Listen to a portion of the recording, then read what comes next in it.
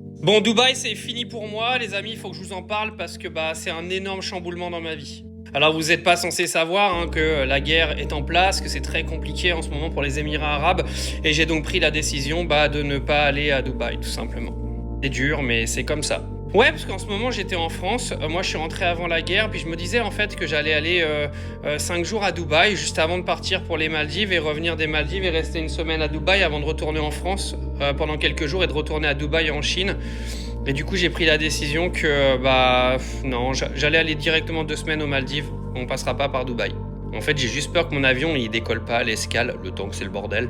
Bon, je repasserai pas par Dubaï derrière non plus. Parce qu'en fait, il y a Hugo qui vient avec moi, puis j'ai pas envie de faire paniquer ses parents, on sait jamais. Parce que si jamais on prend l'avion et puis qu'il y a un missile qui veut faire une course avec nous, bon, j'ai juste pas envie de faire paniquer sa famille. Lui, il s'en fout, mais bon, sa mère, non.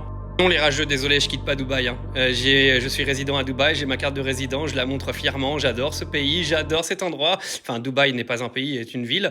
Mais j'adore les Émirats arabes tout court, que ce soit Dubaï, Sharjah ou Ras Al Khaimah.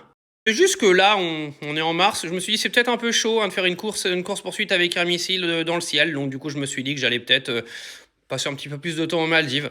Vous saviez, vous, que les Maldives, ils interdisent aux Israéliens d'entrer sur le territoire? Je l'ai appris, là.